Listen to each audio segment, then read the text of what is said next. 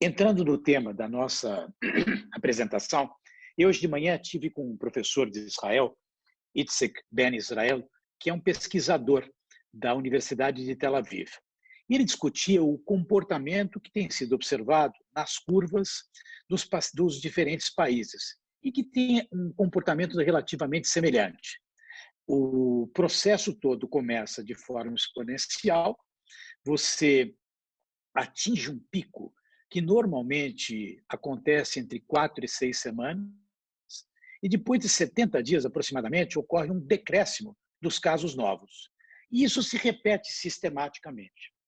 E eu, no meio da conversa, fiz questão de talvez resgatar o porquê que nós estamos debatendo essa questão do coronavírus. Qual é o principal problema, além do aspecto de ser uma doença que, quando ocorre, ela é grave, ela traz um quadro de pneumonia bastante agressiva, uma insuficiência respiratória aguda, mas ela não é a única doença que faz isso. Um infarto pode ser fulminante, um AVC deixa sequelas, né?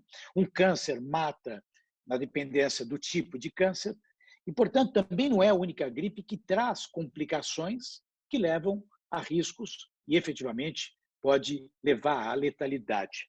O problema era simplesmente a questão da transmissibilidade, que é um coeficiente chamado R0.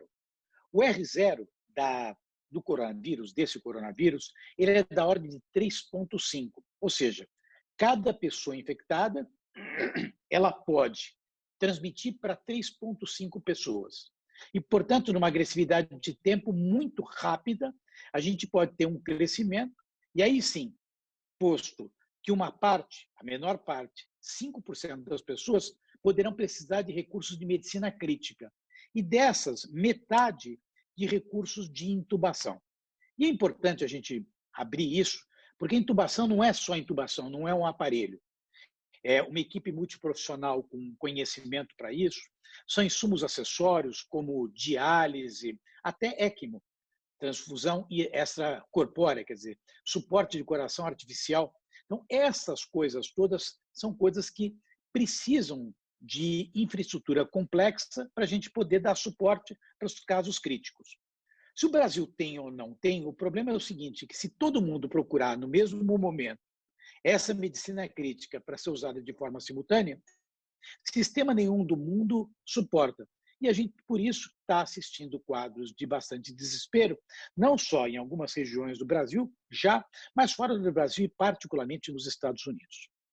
Ora, a gente está discutindo a bandeira, e daí vou misturar um pouco, Artung, não quero entrar numa área que você conhece mais profundamente que eu, mas a gente está com a turma do pró-cloroquina e da turma do contra-cloroquina, a turma do pró-isolamento e a turma do contra-isolamento, a turma do isolamento vertical total ou o isolamento setorial e para grupos de risco. E nós estamos fugindo justamente daquilo que é o principal problema, que é o de ter infraestrutura para atender as pessoas que vão precisar de medicina crítica.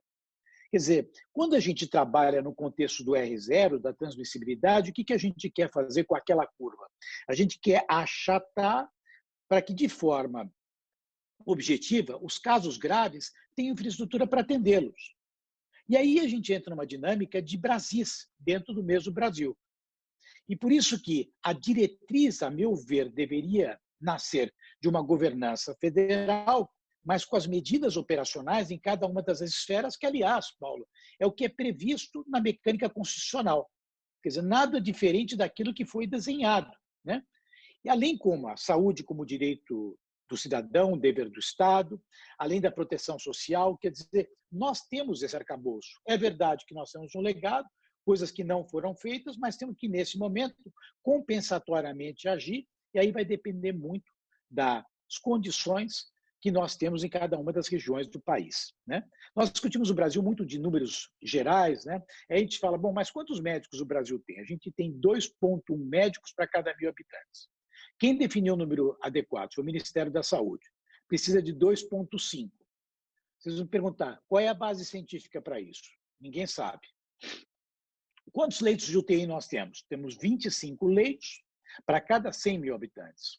Quanto tem nos Estados Unidos? 38. Veja que lá também não está sendo suficiente, né?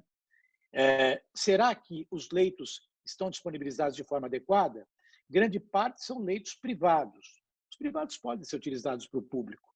Agora, o que acontece? Eu acho que a gente fugiu das coisas mais substantivas, estruturantes, entrou num debate político que, lógico, dá todo um pano de fundo, né? E, lamentavelmente, perdeu o foco das coisas que tinham que ser feitas, né?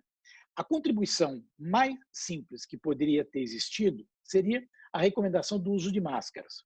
Isso, cientificamente, Emília, está comprovado. Esse R0, quando o indivíduo usa a máscara, ele protege ele do outro e o outro dele. Abaixo o R0 de 3,5 para quase 1, cientificamente comprovado. Quando a gente imuniza, a gente busca justamente isso, trabalhar com R0 abaixo de 1. Então, o uso de máscara, não é definitivo, tem que estar com a máscara, já protegeria a sociedade.